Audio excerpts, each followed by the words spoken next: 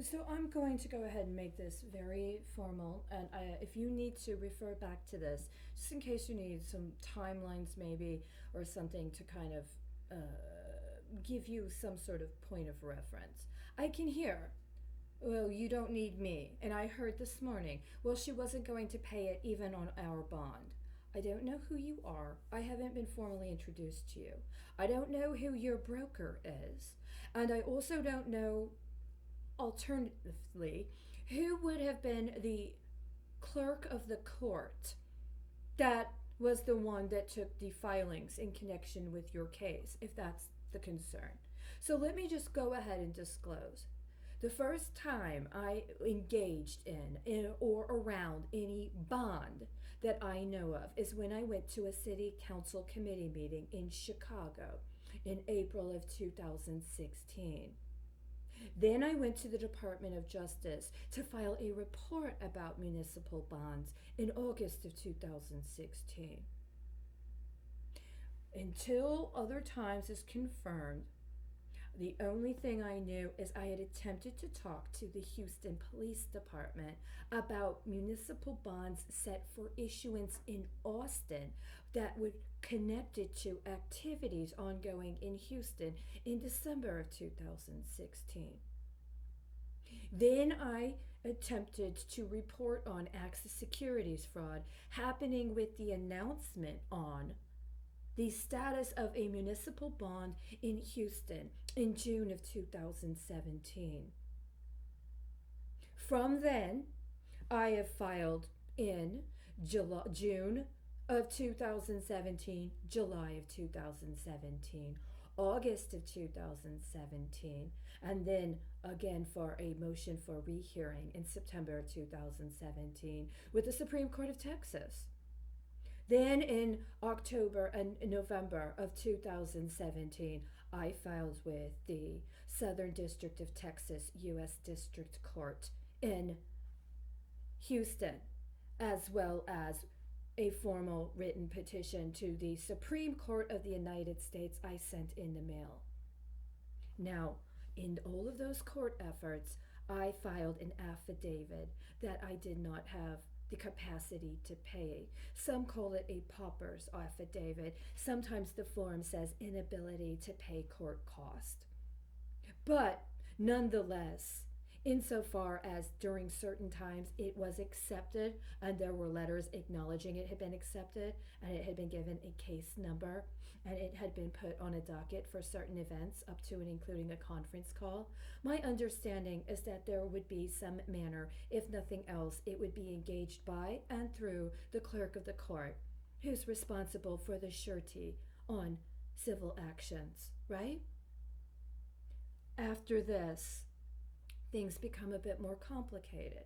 So there's a number of times when I already know that there could have been some bond engaged that was not disclosed to me, even while what I was trying to do was report fraud and misrepresentation of financial activities going on that I understood were a part of my effort to investigate a specific issue related to a specific bond. This has persisted for years. I want you to know I'm not a bond broker. I am not a securities broker. I'm not an investment advisor. I did, at some point, seek assistance with getting information on how one could go through a formal process to acquire a securities license, and I was engaged in fraud. I was also engaged in fraud that involved acts of electronic sexual torture, just so you know. Now, I am who I am. I'm sure that whatever your need is, that you will be provided with the means necessary to address it adequately within the appropriate forum. If you're here in Dallas, you can contact me directly. If you're in the state of Texas, contact me directly. That's what I'm here for.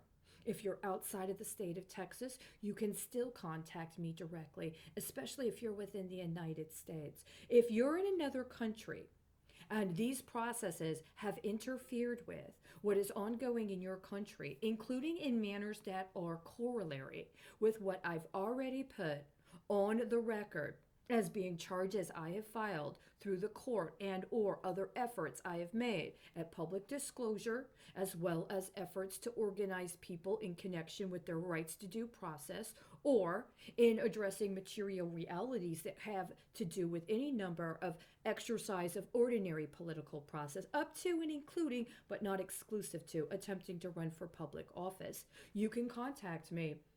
There may very well be a treaty of mutual cooperation, including in connection with criminal proceedings in the country you're in, if you're outside of the United States. But just so you know, I'm not brokering any deals for you. I'm not helping you try to get better deals for your stocks or something connected to your quarterly earnings statements. If I'm tracking public reporting that is mandated by law for companies and organizations that are part of this fraud scheme, you don't have a right to expect me to help you get better rates. You should have already provided me with a formal contact to your attorney, or you should have contacted me directly if you need me to assist you in finding appropriate representation for your cause.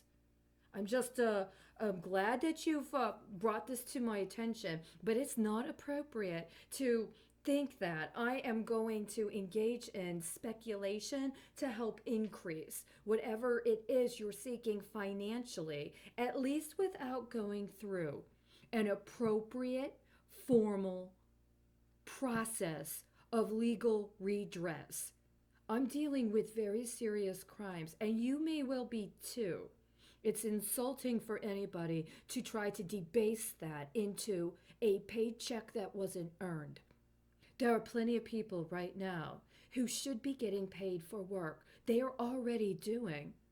But other people are attempting to acquire, illicitly obtain financial compensation for themselves while co-conspiring with serious crimes.